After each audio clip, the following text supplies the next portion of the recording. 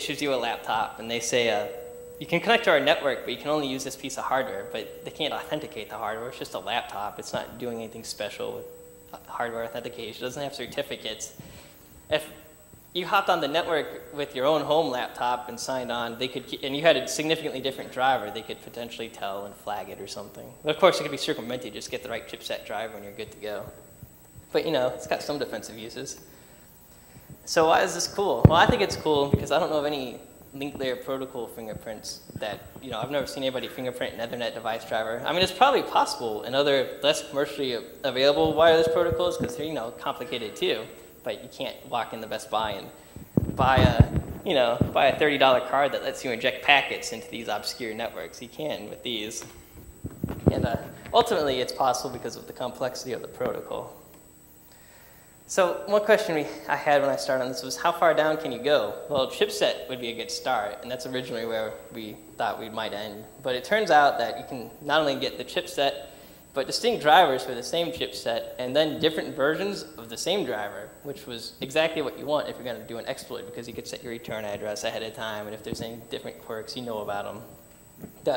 We never really tried to fingerprint firmware. I imagine you could, but it just didn't catch our interest because so many cards are coming with so much stuff stripped out and put in the software.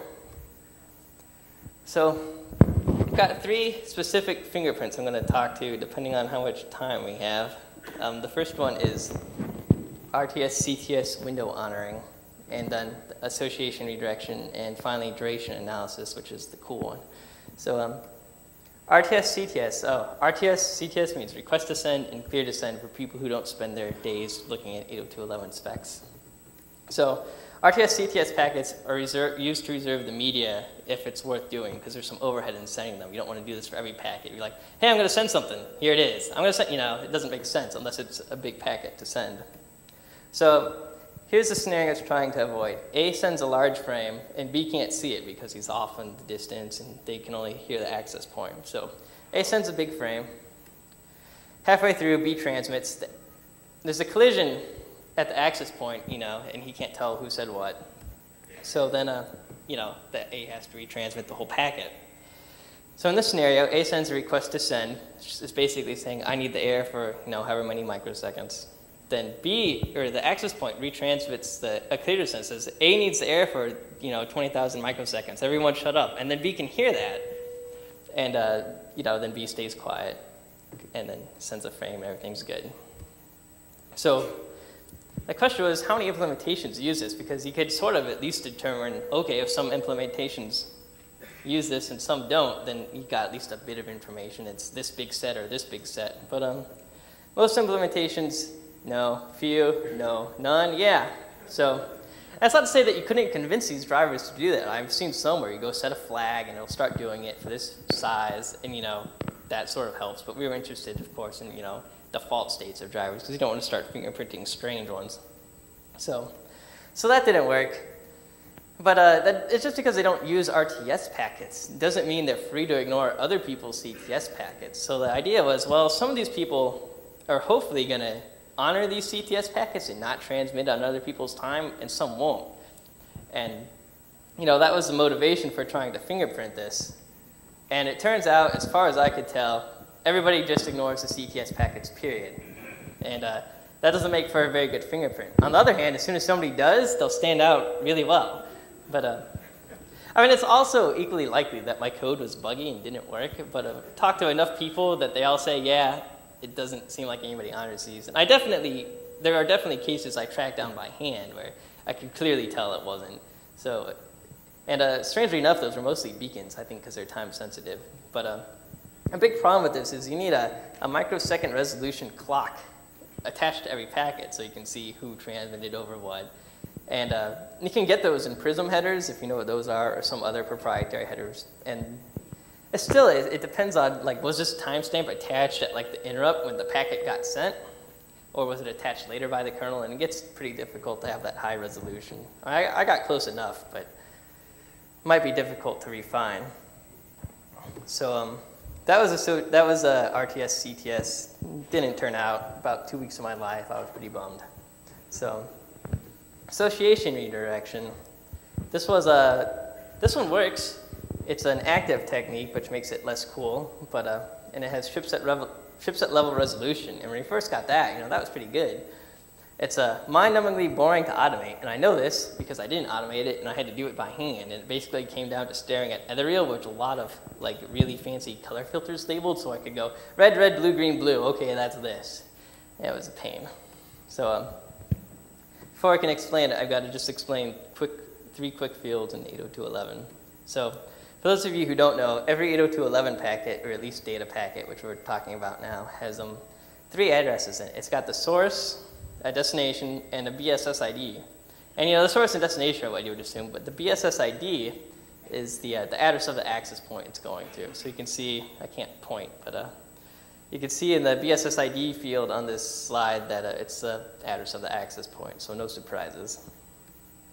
In a normal 802.11 association, you exchange 4 different frames. There's an authentication request, an authentication reply, an association request, an association reply, and then data. And all the addresses in this are what you think. The destination is the access point, the BSS ID is the access point, and the source is the guy connecting, and you flip them around. It's intuitive enough. Association redirection is what happens when the access point changes addresses during this association phase. Now, this is motivated in the standard, which I'll get to later. But for now, let's just say if you change a source address on an association reply, the idea was that the clients would actually start connecting to that address. It was as if you had redirected them, in this case, to 00222222. And I was actually trying to do that to get them to redirect, not because I wanted to fingerprint them previously. And doesn't really work to redirect people. A few cards and a few corner cases do it somewhat, but that's not what we're too interested in anyway. What it turns out is the cards all do fairly unique things. The ones in pink here are Theros cards. They just ignore the association reply, which is a pretty logical thing to do. The source address isn't what you expected, so dump it. Some other ones do some very strange things. Broadcom chipsets seem to send a deauth flood to the null BSS ID. No idea. I can't imagine a human sitting down and going, in this case, when they change the source address on me, I'm going to do this. What motivation would you have? I cannot find anything in the standard which leads me to believe that that is something near correct, but that's what they do. Another card, the Prism card, will deauth the access point, which at least makes more sense because he's involved. The null BSS ID doesn't really mean much to anyone. And the Intel Pro Wireless Centrino cards, they actually sort of redirect. They think they're on 2 networks, so they keep transmitting on 2 different BSS IDs, which is a very strange thing to see. But the point is not exactly what everybody does, but they all do something different, so you could categorize them and throw them in their own thing and figure out what chipset people got. So like I said, cards see out the null addresses. They think they're on both networks, and then there's some less dramatic hijinks. So this is just an example of the Broadcom deauth flood things. Oh, so we got an Apple card here. He's trying to authenticate to the network, the sources of the network. This is the authentication reply, sorry, so we don't see the request. This is the reply going back off the network, the BSS and source ID here, 001122334455. So that's the original network he wants to connect to. Okay, association request goes back, looks normal. And then the access point mangles the source address in the association reply right here to 0022, and the deauth flood to the null BSS ID starts. So that's just one example of the weird things these cards do. Now, if you could, I spelled deauth wrong, that's great. Actually, I think PowerPoint messed my fonts up. Anyway, so that's what a deauth flood looks like. So it's just an example of the weird things these do. Now, if you wrote a script to classify this, that would be great. I had to do it all by hand, and I can't imagine trying to make this go any smoother. So if one standards quirk is good, 3 must be better. Instead of just mangling the source, let's figure out what other things we can mangle to get these cards to behave differently. So we mangle the source, we mangle the BSS ID, and then we mangle both. So now I got to get to table 2, which means I got to get out of here. Should have opened these ahead of time, huh?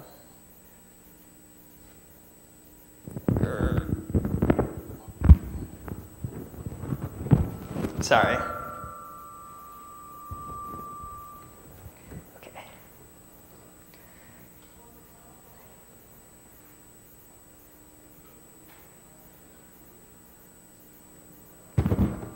So this is table 2. Make it bigger for you. So each column in here represents what happens when you mingle the source, the BSS ID, and both of them, only in the association reply. So you leave the authentication reply alone, and you get this pretty table. And you can see the chipsets stick together. Like these top 4 are all Atheros. They almost all look the same. These 3 are exactly the same driver, so they all look identical. This one's mildly different. And these orange, pink, orange ones are all Broadcom chips. So the chipsets really stick together. And similarly to the case where you're mingling just the source or mingling association reply packets, you could only mingle authentication packets. So this gives you a whole another 3 columns and another table. And a lot of this case in the cards, they seem to be more paranoid on authentication packets, so they just ignore them, which is a sensible thing to do. Way more sensible than sending a broadcast DAuth to no one.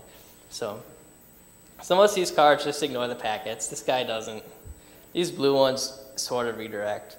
But they all, the chipsets clump together, which is what you want. And finally, you can mingle the addresses in both cases, resulting in another table, and a lot of packet captures for me to sit down and look through. That was a blast. So basically, all I could tell from these tables is the chipset. You don't really get any sort of driver level resolution except in this one case where this Atheros driver stands out from this Atheros driver. So, it's cool that you can get chipset level resolution, but we're going to do better than that.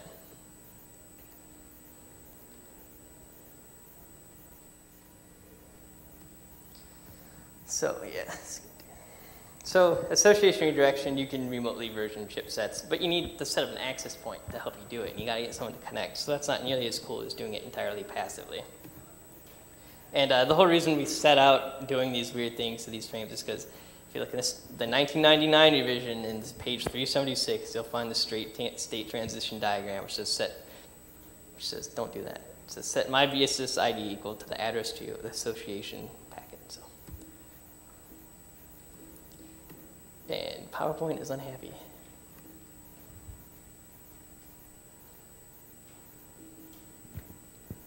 No.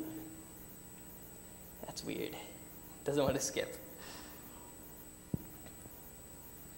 Okay, so that was association and redirection. Now I'm going to talk about the one that I'm going to actually demo here. It's a duration analysis. This one is totally passive. It's very accurate. It's easy to automate. I've already done it mostly. And it only uses some basic statistical techniques. So what's a duration? A duration is a 16-bit field in most 802.11 packets, which says, how long do I need the air after this packet? So it's not how long it takes to see this packet, because we've already got it by the time you see this number. It's, I've got the air, I'm sending a packet to my friend, maybe I'm sending it to my friend Dave, and, I need Dave to acknowledge it, because 802.11's got positive acknowledgement. So I don't want him to okay, I sent my packet, then the whole protocol kicks in for the random back off, and oh, Dave's got to wait to acknowledge. You don't want to have to do that. So it just says, I've got the air, sending this packet, and after I send this packet, I need the air a little bit longer, mostly for acknowledgement. So it's only a 16-bit, it's a 16-bit field, so you think it would have a lot of, a lot of range, but in actual, in reality, there's only a few legitimate values to be placing in there, time it takes to acknowledge stuff, 0 if you don't need to acknowledge it. So it's not like you've got a huge variation of numbers there. In fact, it's only between 12 and